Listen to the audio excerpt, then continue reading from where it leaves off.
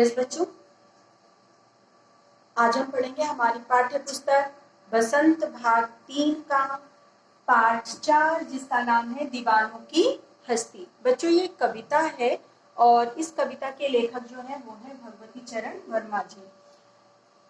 इस पाठ में भगवती चरण वर्मा जी ने एक दीवाने जो होते हैं, जो मदमस्त होते हैं या जिनको दुनिया से कोई लेना देना नहीं होता, वो हमेशा दूसरों के लिए जो जीते हैं, उनका जीवन शैली किस तरीके का होता है, वो कैसे अपना जीवन व्यतीत करते हैं, यही इस पाठ में बताया गया है। तो इस पाठ को पढ़ने से पहले बच्चों चलिए इस पाठ के जो कठिन शब्दार्थ हैं, इस कविता में जो आए हुए नए शब्द हैं उनका अर्थ जान लेते हैं, उसके बाद इसके अर्थ को समझेंगे। तो बच्चों आप अपनी बुक निकालिए, आपके बुक में पेज नंबर 20 पर देखिए कविता लिखी हुई है, हम दीवानों की क्या हस्ती। तो इस कविता को पढ़ने से पहले चलिए पहले इस पाठ के कठिन शब्दार्थ जो हैं उसको देख लेते हैं। दीवाना, दीवाना का मतलब होता है विक्षिप्त या पागलपन, मतलब मेंटली डिस्टर्ब नहीं कह सकते। यहाँ पर दीवाना से मतलब क्या होता है, जिसके अंदर अपना या पराया, मेरा तेरा या स्वार्थ जैसी कोई भावना नहीं होती, उसे ही कहते हैं दीवाना। या पागलपन कहते हैं ना, जिसके अंदर मक्कारी या स्वार्थपना ये नहीं होता, तो सब लोग उसको क्या कहते हैं, मूर्ख या पागल समझते हैं। तो ऐसे ही लेखक, यहाँ पर लेखक भगवती चरण वर्मा जी ने ऐसे ही दीवानों की जीवन शैली का वर्णन किया है, जो खुद के लिए नहीं बल्कि दूसरों के लिए जीते हैं। तो दीवाना का मतलब यहाँ क्या है, पागलपन। हस्ती का मतलब होता है अस्तित्व या हैसियत या उसकी पहचान। आलम का मतलब होता है दशा या अवस्था। आलम का मतलब दशा या अवस्था।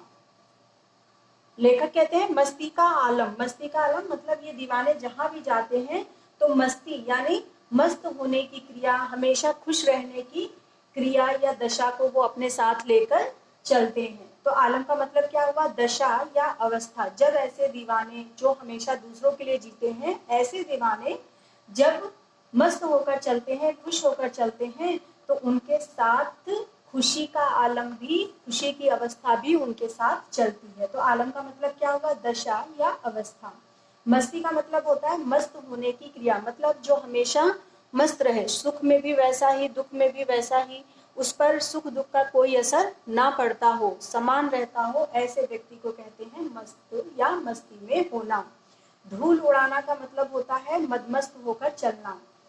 कभी कभी आपने देखा होगा बच्चों, चलते समय बच्चे पैरों से धूल को उड़ाते चलते हैं, मतलब उन्हें दुनियादारी से कोई मतलब नहीं होता। तो ऐसे ही यहाँ पर लेखक ने उन दीवानों के बारे में कहा है जिन्हें दुनिया से कोई सरोकार नहीं होता, वो सिर्फ दूसरों की खुशी, दूसरों की भलाई चाहते हैं और मदमस्त होकर हमेशा चलते रहते हैं। उल्लास का मतलब होता है खुशी या आनंद। उल्लास का मतलब होता है खुशी या आनंद। जग का मतलब होता है संसार और दुनिया, ठीक है, संसार भी कह सकते हैं, दुनिया भी कह सकते हैं। जग मने संसार और दुनिया। बच्चों आपको यहाँ पर यह भी ध्यान रखना है कि बाई चांस कभी विलोम शब्द पूछा तो आप ये याद रखिए, जग मने होता है संसार और दुनिया, ठीक है।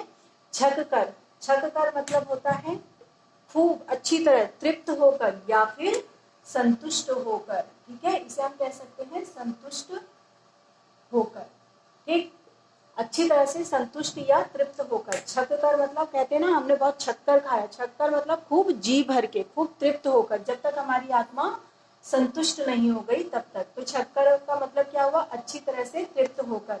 भिख मंगो यानी भिखारी। कवि भगवती चरण वर्मा ने इस दुनिया को क्या कहा है, भिखमंगा समझा है, यानी भिखारी। वो हमेशा लेना जानता है, देना नहीं, ठीक है। जबकि दीवाने कैसे होते हैं, वो हमेशा देना जानते हैं, लेना नहीं। स्वच्छंद का मतलब होता है स्वतंत्र होकर। स्वच्छंद का मतलब होता है स्वतंत्र, बिना किसी रोक टोक के। निशानी का मतलब होता है चिन्ह। उर का मतलब होता है हृदय या होंठ, मतलब जो दीवाने होते हैं उनके हृदय में, उनके होंठों पर हमेशा दूसरों के लिए शुभकामनाएं ही होती हैं, दूसरों के लिए खुशियां ही वो मांगता है। तो उर मने क्या होता है, हृदय। असफलता मतलब निराशा, जो असफल हुआ उसके जीवन में निराशा। भार का मतलब होता है वजन या बोझ, ओके। इसके अलावा अपना और पराया, पराया मतलब होता है दूसरों के लिए,